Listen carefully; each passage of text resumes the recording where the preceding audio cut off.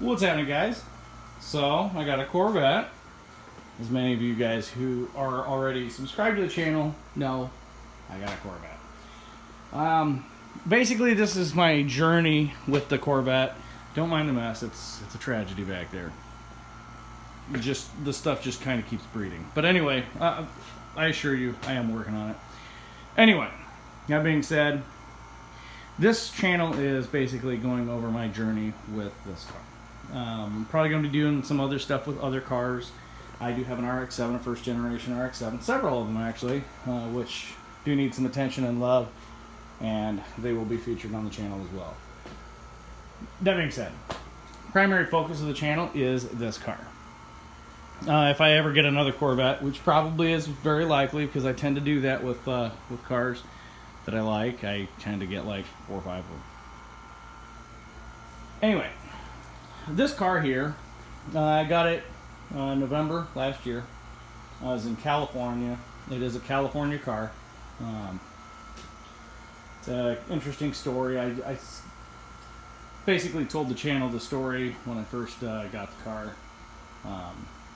You know, it was winter and I made a winter video. So if you guys are interested in that, go back there and check that out. My recent trip to the Bloomington Gold Corvette show, which I think it's great. It was a fantastic show. I do have a bunch of video and some things that I did film there. So I'm very excited. I will be posting those videos and everything. So be expecting that. Anyway, I did end up getting a couple of things from the Bloomington Gold Corvette show. I got a couple of the dealer promo cars, which are just Ertl models that are screwed together. You know, they're basically snap type models. But anyway, they're cool. I got a couple of those, and I got the original VHS that would come with this car, which had the letter for thank you for buying the car, and I also got the original sales brochure. I did not find the ZR1 wheels, although I did find a carcass of a ZR1, which was also torch red, which is kind of funny. But anyway, I did not find the ZR1 saw blades that I was looking for. But anyway, I am still searching for them. I'm not really interested in buying them for the premium that people are actually wanting, because most of the sets I'm coming across are in really nice shape, and I don't have the heart to take a really nice set and chrome them. I'd rather get something that maybe has a little bit of a curb rash, needs a little bit of attention. You know, I just would not find solace in trashing a good set.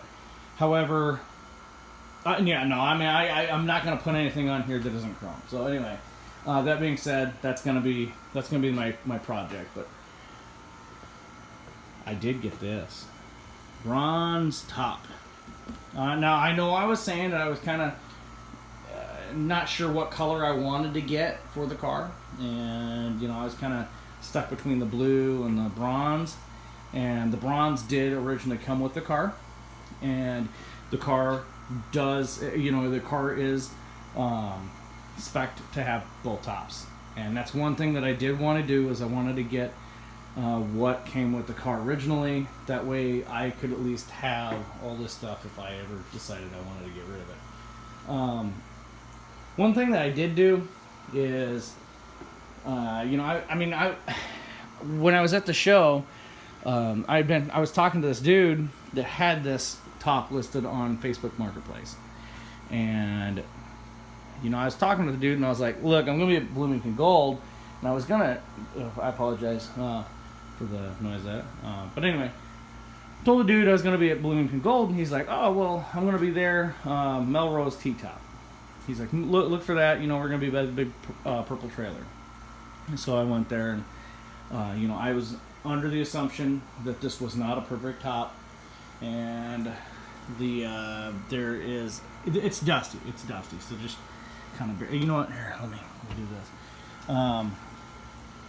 Anyway, there are a few imperfections on it. Right here you've got some scratches, just kind of, you know, whatever. It's not in bad shape. Perfect for the car. It's not in perfect shape. It's not a perfect top. But anyway, I got it, put it on, and I was a little concerned about, you know, fitment issues or whatever. And the only thing I've got going on right now is I have a little bit of leaking right around here. My other top doesn't leak, but this one does right here. But the weather stripping's in good shape. So I mean, I'm not sure if it just needs to sit in the sun or whatever, and just kind of get a little bit of I don't know, loosened up because of the sun. But anyway, I digress. It fits nice, looks nice on the car, and I drove all over the place after, because I went for both days, and I ended up getting that the first day, and I ended up leaving, coming back the next day, and I took my colored top off and put it in the hotel room, and was rocking around and with the clear top, which gives the car an entirely different personality, which I like, and it's fun. My wife enjoyed it as well, and you know, it is what it is. I really enjoy it.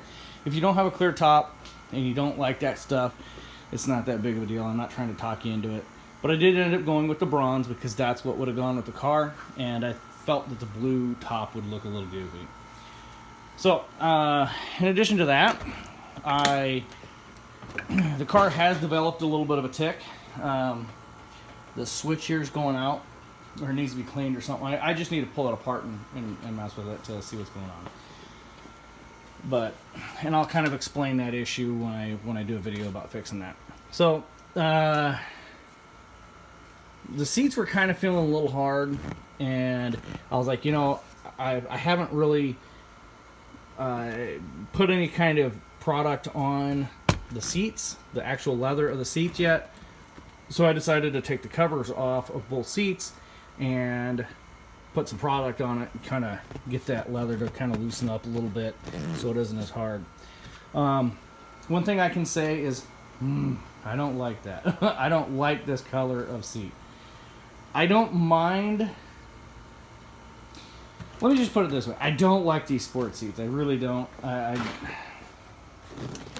It's what was available for the year, besides the base seats, which I almost got same car with the base seats. But I'm glad I got these. But I don't like this color. I really don't like any color with this. But I did come across a set of replacement seat covers, proper seat covers, that look like this, but this top part is black, and it's got the Corvette logo. It's basically this seat. It's not a seat cover. So I think is what I'm going to end up doing is I'm going to end up doing that and getting rid of these.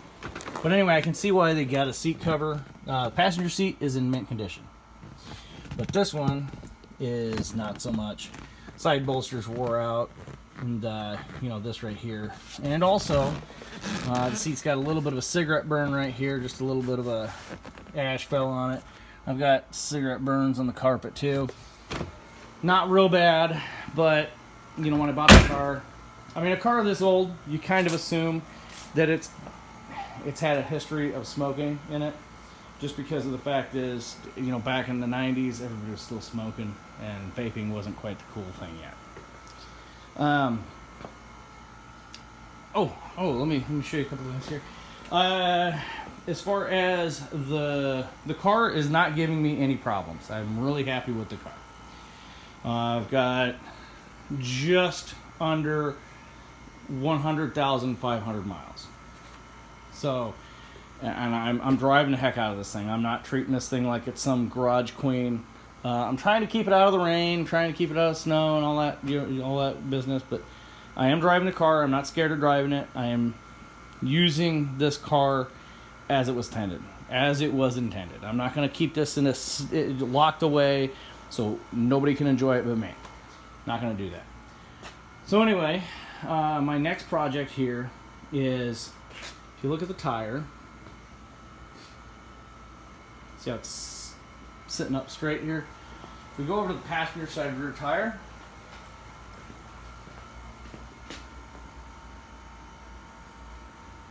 Yeah, it's kind of leaning in. So I jacked it up, looked at everything, and the control arm bushings are pretty much shot, which is par for the course. The car's not a brand new car as much as it looks like a brand new car. It's not. So I mean, if it was anything else, you would expect it fully to have some issues or problems. But yeah. Anyway, so when I was up underneath the car, I noticed that I've got an aftermarket part there on both sides. These control arms that hold the, I forget what the heck they're called. But anyway, those there on both sides are the black rod there in the middle. Those are aftermarket parts. So those are aftermarket, and I'm debating whether or not I should get aftermarket control arms as well, because they are the factory ones. But I am debating on what kind of bushings I'm going to get for the car. I don't know. I really don't know. I've seen some good things about some of these softer. They're not profane. The polyurethane ones. They're polyurethane, but they're more like a rubber than a polyurethane. But I don't know. I'm still on the fence about that. Another thing I did is I took and I removed the spare tire. I mean, realistically speaking here, that spare tire was junk and wasn't doing me any good. So why carry it around, right? So I took everything off, and I took all the socket wrench and everything, and took it all off. Just kind of gonna put that up in the attic and kind of store it for a rainy day. Maybe I'll need it one day, I don't know. Or I'll make some sort of box or something that goes up underneath where the spare tire would go, and I'll put everything back together. And I don't know. Who knows? Make it storage of some sort. I don't know. But that being said, I took that off just because it's not doing me any good. It's just dead weight, just carrying it around. You know, it is what it is. I didn't do it for fuel mileage reasons, but although pennies per tank will add up eventually in about 100 years. Pop the hood and just kind of talk about this. So the car, like I said, the car is doing fantastic. I'm not at all upset about the car. The car is doing fantastic in every aspect, every regard. The car is fantastic. I love it. I love the car. When I did the coolant flush and I did the water pump, you know, that was probably one of the easiest water pumps I've done in a long time. I've got an RX-7, a Mazda RX-7, and here's the motor out of a Mazda RX-7, the rotary engine, and the water pump's right here, and that sucker can be a nightmare getting off. Whereas this thing right here pretty much come right off, which was pleasant to say the least, right? But the coolant flush wasn't too bad. You know, 2 knock sensors on both sides, you know, one on either side of the motor, and then just hose it out basically for, you know, grossly oversimplifying it. But as long as you do your due diligence as far as you know, keeping an eye on what you're doing, you'll be fine. You'll be fine. It's not that big a deal. Depending on how crazy you want to go with it, you can clean that tank out. You can remove that tank and the surge tank down there and clean it out. But I did a little bit. I rinsed it out a little bit, but that's what it is. Anyway, guys, as far as the way the car has behaved, as far as keeping everything clean, the only issues I've had are this rear seal right here. You can see where the red is. It was leaking back there and was leaking up here on the front too when I had the water pump off. Basically what I did is I took a dab of silicone, or, you know, RTV, and I just right on the back and right on the front. Now, that isn't a permanent fix. What I'm going to do is, because there's not a gasket in between there, you've got your intake manifold gasket, and then you've got that RTV filler, basically. What I'm going to end up doing is I'm going to take the intake manifold off, I'm going to replace the intake manifold gaskets, and then I'm going to redo that seal properly. So that right there is only to, mitigate the smell of burnt oil, which the car isn't really burning oil anymore. I mean, it isn't burning oil is not what it's doing. It's all the old oil from the leaks were dripping down on the exhaust manifold onto the catalytic converter and burning, which isn't a pleasant smell, and it makes your car look like trash. So far, I haven't had it around in the local area much, especially with the hood open. No car shows yet. I am going to be unveiling her here at the East Moline Main Drag Car Show here in a couple of, it's late August, I believe. And also, I'm going to be going to the LeClaire, Iowa Vets on the River car show as well. So, I'm not sure what the reaction is going to be. One thing I have noticed with the Corvette community so far is everybody's pretty happy to have a Corvette. It doesn't matter what your Corvette is. Everybody's happy to see that your Corvette's out. I don't see many people complaining about, oh, that's a junky looking car. That's a crappy car. I don't see any of that really happening. I do in other car communities.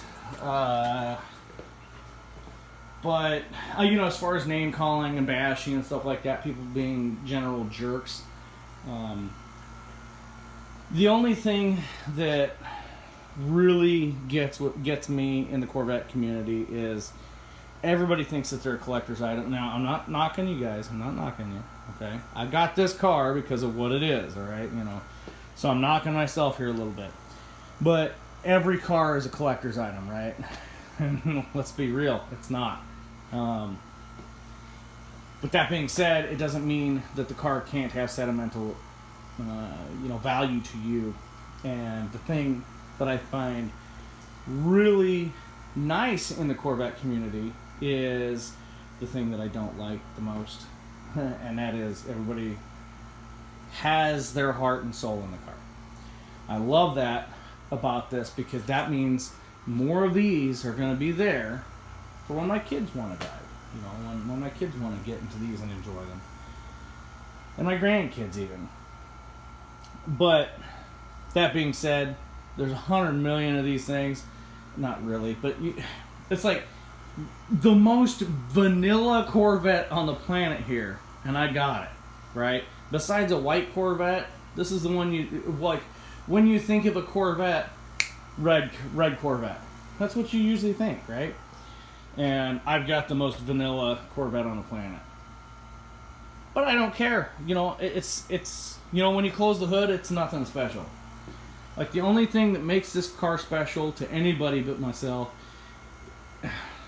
and I'm knocking myself here too, guys, so just don't think I'm, knocking everybody else.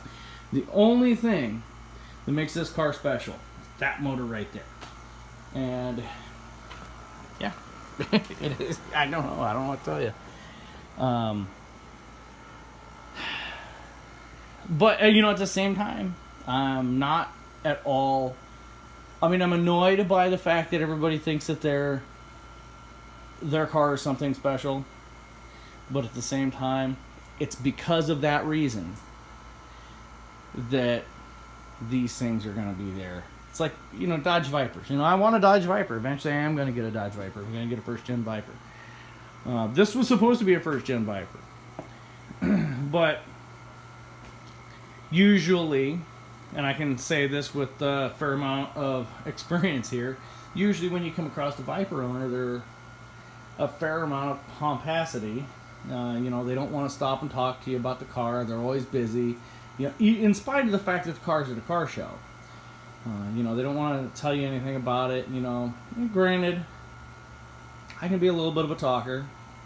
But with the Corvette community, I run into just as many people that are annoying as myself about just not wanting to shut up and walk away. you know, I'm pretty fascinated about it. It did drive my wife nuts a little bit, you know, that everybody was just as talkative and chatterbox as me when, you know, we were at the Corvette show. But you know what? At the end of the day, it is what it is. And you know, and the thing is, since I got this car, I've already made friends because of me getting this car. Not because of me getting this car, but the community that I was essentially adopted into the community because I got the car, and now I'm getting correspondence. You know, and I've got one guy that I would say is a friend now, and a couple others that I met that, you know, were friendly. You know, I wouldn't say that, you know, I know them well enough to have them over for Thanksgiving dinner, but, you know, Thanksgiving's a ways off yet, so we don't know. That's my shot vac. But anyway, that being said, I hope you guys enjoy the videos. You know, if you've got any questions or comments, feel free to leave them in the comment section. You know, that's what they made that thing for. The comment section is just a fantastic thing here. Video I'm gonna pop up before this one hopefully doesn't give everybody too much controversy, but it's something that I do want to say, and it's gonna be a fun one.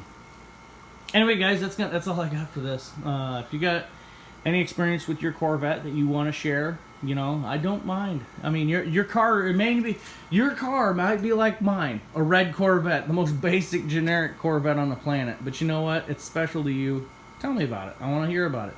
I mean, even though your wife might be driven nuts by the fact that everybody's got a Corvette. Oh my goodness. Well, not everybody's got my Corvette. That's the thing. You guys know what I'm talking about, though. But the Corvette community, I've noticed, is, you know, they're brotherly with you, whereas other communities, they just want to drag race you. You know, it's a slower pace. And you know, there's a lot of young guys in the Corvette community, and you know, it's just a slower pace. You know, hey, let's sit here, talk about our car, enjoy life, and enjoy the fact that this car can bring us all together. So, yeah, that's all I got for this one. Like I said, leave a comment. I want to hear about your basic, everybody's got it Corvette, and tell me a story about it. Just leave a good-sized comment. Don't say, oh, nice video or whatever. Just tell me about your car. I want to hear your story. Maybe it's not even a Corvette. Tell me about your car. Anyway, guys, have a good one. And so I got a Corvette.